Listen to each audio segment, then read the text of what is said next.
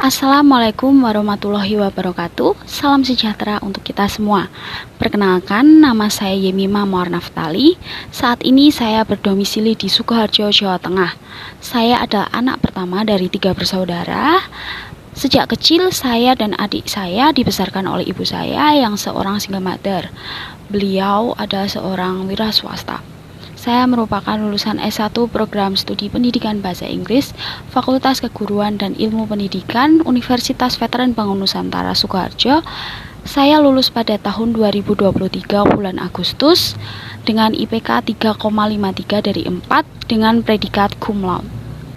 Baik, selama perkuliahan saya aktif mengikuti kegiatan organisasi kampus yang terutama adalah Student Union of English Department selama 2 periode berturut-turut. Saat tahun pertama saya menjabat sebagai anggota bidang pengembangan organisasi dan di tahun kedua saya menjabat sebagai bendahara umum pertama, yang mana saya dilatih untuk terus berkembang dan mengelola pengembangan baik itu lingkup keanggotaan maupun lingkup program kerja. Memantau jalannya perputaran keuangan secara input maupun output yang harus seimbang serta pengadaan dana. Di samping itu selama kuliah saya juga bekerja sebagai social media admin di Batike Kurkur Butik Solo, yang mana saya bertugas mengembangkan promosi lewat sosial media secara berkala dan berinteraksi secara langsung melalui online dengan customer maupun calon customer melalui platform media sosial. Dari semua kegiatan yang setelah saya lakukan selama beberapa tahun belakangan, saya dilatih untuk terus dapat bertanggung jawab dengan apa yang telah saya kerjakan dan saya bisa melakukan semuanya secara intens dan semuanya sesuai dengan target. Alasan saya berminat bergabung di Bank BRI ini karena saya ingin mengembangkan skill yang saya punya dan mengaplikasikannya saat saya bekerja dan ingin ikut berkontribusi dalam dunia perbankan. Sekarang saya ingin menjawab pertanyaan mengenai RM, dana dan transaksi menurut yang saya tahu dan yang telah saya pelajari. Relationship Manajer dana dan transaksi adalah posisi yang bertanggung jawab dalam melaksanakan kegiatan identifikasi potensi dan kompetensi bisnis dana, pemasaran terpadu, dan monitoring portofolio dana serta semua jasa bank. Lalu apa sih kelebihan dari Bank BRI? Yang pertama adalah tidak bisa kita pungkiri, Bank BRI telah tersebar di seluruh wilayah Indonesia.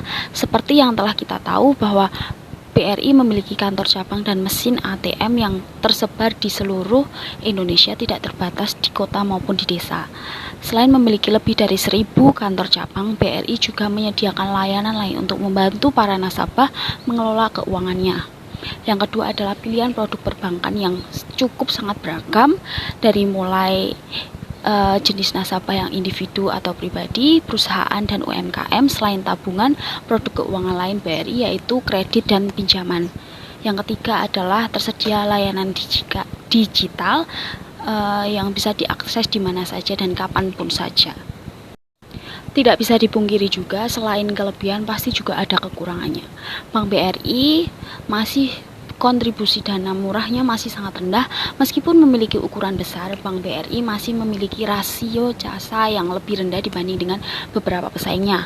Hal ini menunjukkan ketergantungan yang masih tinggi pada sumber dana berbiaya rendah. Yang kedua, kelemahan yang paling utama dan yang banyak dikeluhkan adalah adanya kendala pada layanan digital atau online-nya, entah itu masalah server, perbaikan fitur, dan lain-lainnya. Sehingga Anda harus lebih sabar jika sewaktu-waktu tidak bisa mengakses layanan online untuk melakukan transaksi. Di balik beberapa kekurangan dari Bank BRI tetap layak untuk dijadikan destinasi tempat kita untuk menyimpan keuangan kita maupun sebagai solusi dari masalah keuangan kita. Karena tidak perlu ragu, sudah ada jaminan kalau uang kita aman di sana. Lalu strategi apa yang akan saya gunakan untuk saya dapat mencapai target yang telah ditetapkan untuk saya? Yang pertama adalah analisis demografis, yaitu mencakup faktor seperti usia, jenis kelamin, pendapatan, dan pendidikan. Analisis demografis membantu saya untuk mengidentifikasi segmen pasar yang paling mungkin tertarik dengan produk atau layanan yang saya tawarkan.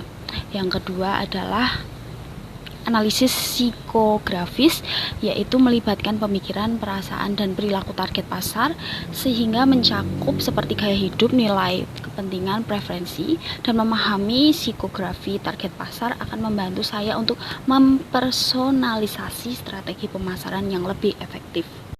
Yang ketiga adalah mempelajari kebutuhan dan kebiasaan calon nasabah maupun nasabah.